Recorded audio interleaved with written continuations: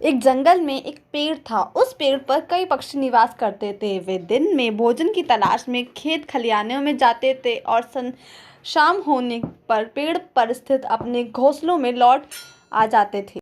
एक दिन मोहक नामक एक वृद्ध गिद्ध वहां आया। वह वृद्ध हो गया था। पक्षियों ने उसकी दशा देखकर उसे वृक्ष के कोटन में आश्रय दे दिया। पक्षी जब भोजन की तलाश में जाते थे तो गिद्ध के लिए भी भोजन ले आते थे। बदले में वह उनके बच्चों की देखभाल कर लिया करता था। इस तरह गिद्ध को बिना किसी श्रम आहार प्राप्त हो जाता था और पक्षी भी अपने बच्चों की तरफ से निश्चिंत होकर भोजन की तलाश में दूर दूर तक जा पाते थे। सुख से पक्षी और गिद्ध के दिन व्यतीत हो रहे थे।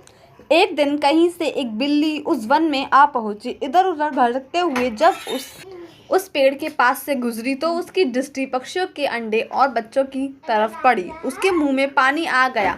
वह उन्हें खाने के लिए वृक्ष पर चढ़ी तो पक्षियों के बच्चे अपने बचाव के लिए शोर करने लगे। शोर सुनकर गिद्ध कोटर से बाहर निकला और चिल्लाकर बोला, कौन है?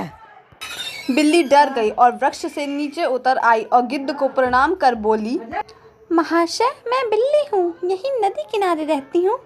पक्षियों से मैंने आपकी बहुत प्रशंसा सुनी है, इसलिए दर्शन हेतु चली आई। कृपया मेरा प्रणाम स्वीकार करें। गिद्ध ने उसे वहां से चले जाने को कहा। वह जानता था कि बिल्ली पक्षियों के बच्चों के लिए खतरा है। बिल्ली समझ गई कि भले ही गिद्ध अंधा और बूढ़ा क्यों न हो, उसके रहते पक्षियों के अंडे और बच्चों पर हाथ साफ करना असंभव है। वह किसी तरह उसे अपनी चिकनी चुपड़ी बातों में फंसाने का प्रयास करने लगी। वह बोली, महाशय, मैं जानती हूँ कि आपको मुझ पर संदेह है। आपको लगता है कि मैं पक्षियों के बच्चों को अपना आहार बना लूँगी, किंतु विश्वास करें, ऐसा नहीं है। मैं एक दिन एक महात्मा से मिलने के बाद मैंने मांस खाना छोड़ दिया है। मैं पूर्णतः शाकाहारी बन गई हूँ और अपना समय धर्म कर्म की बातों और कार्यों में ही लगाती हूँ। आपकी प्रशंसा सुनकर आपके साथ में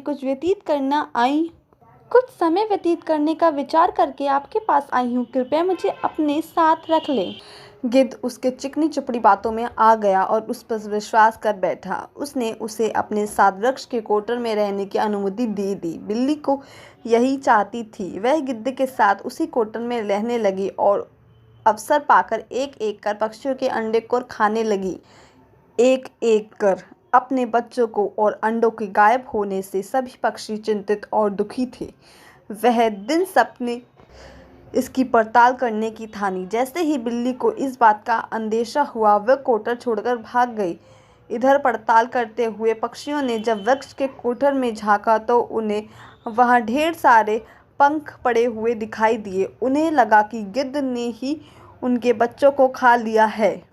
वे सभी आक्रोश में आ गए और चोंच मार मार कर बूढ़े गिद्ध को मार दिया। बिल्ली पर विश्वास कर बेचारा गिद्ध व्यर्थ में ही अपने प्राणों के साथ धो बैठा। शिक्षा, जिसके कुल, गोत्र या स्वभाव की जानकारी ना हो, उसे आश्रय नहीं देना चाहिए। धन्यवाद।